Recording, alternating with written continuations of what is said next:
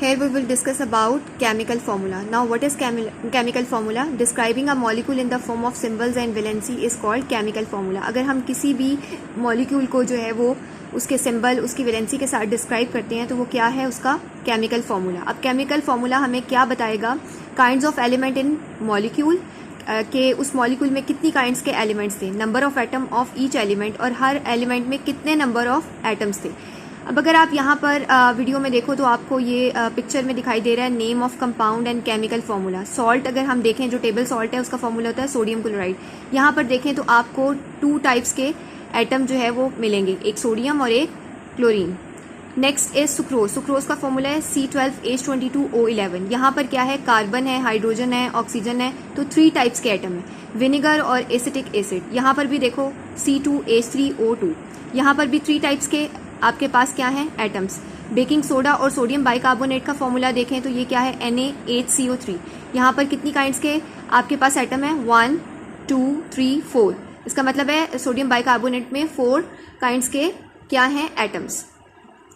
Now we will discuss about कि हम कैसे किसी भी केमिकल फार्मूला को लिख सकते हैं. आयनिक कंपाउंड के केमिकल फार्मूला को कैसे लिखा जा सकता है, कैसे बनाया जा सकता है. फर्स्ट ऑफ ऑल इसके कुछ स्टेप्स हैं. नंबर 1 स्टेप में क्या होता है, right the symbols of positive ion on the left side and symbols of negative ion on the right side.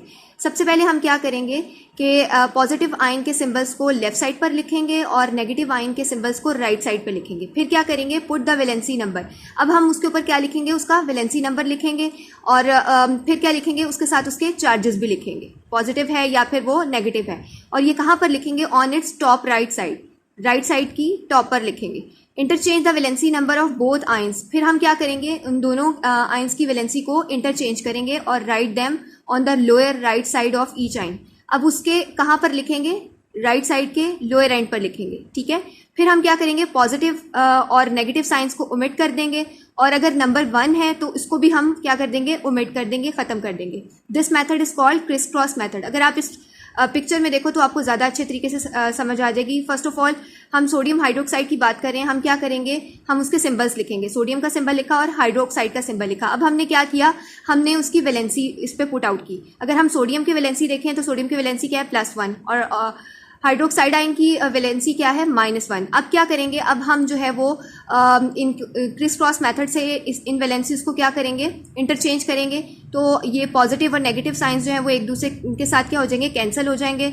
और ये फिर आपके पास जो क्रिस क्रॉस मेथड को यूज़ करते हुए हम फॉर्मूला बनेगा वो क्या होगा, NaOH, सोडियम हाइड्रोक्साइड. इसी तरह से इस एग्जांपल में देखें एल्यूमिनियम ऑक्साइड. एल्यूमिनियम ऑक्साइड में भी हमने क्या किया, फर्स्ट ऑफ ऑल सिंबल लिखा किसका, एल्यूमिनियम का, और साथ ही हमने ऑक्साइड का लिखा.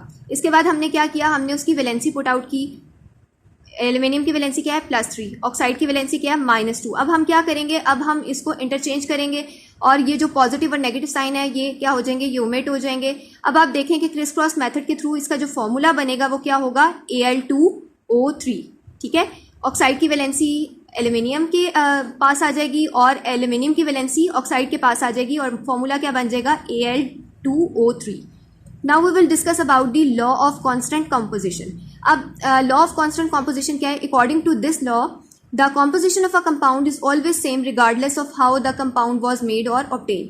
कि किसी भी कंपाउंड की कॉम्पोजिशन हमेशा सेम रहेगी, अब चाहे वो किसी तरह से भी बना हो और किसी तरह से भी हासिल किया गया हो. ठीक है. फॉर एग्जाम्पल अगर हम वाटर की बात करते हैं तो वाटर जो है वो बहुत सारे तरीकों से हम ले सकते हैं. लाइक रिवर है, हमारे पास सी है, वेल्स हैं. लेकिन आप ये देखें कि इसके वाटर की जो फॉर्मूला है वो आपके पास क्या है, H2O. इसमें 2 हाइड्रोजन के एटम है, 1 ऑक्सीजन का एटम है. इसकी केमिकल कॉम्पोजिशन आप चाहे सी से लें, आप वेल से लें, आप रिवर से लें, केमिकल कॉम्पोजिशन चेंज नहीं हो रही. लेकिन आप क्या कर रहे हो, आप उसको डिफरेंट तरीकों से हासिल कर रहे हो. किसी भी जगह से आप ले रहे हो, उसकी केमिकल कॉम्पोजिशन चेंज नहीं हो रही. तो इसका मतलब है कि ये किसको प्रूव कर रहा है, लॉ ऑफ कांस्टेंट कॉम्पोजिशन को. Thank you.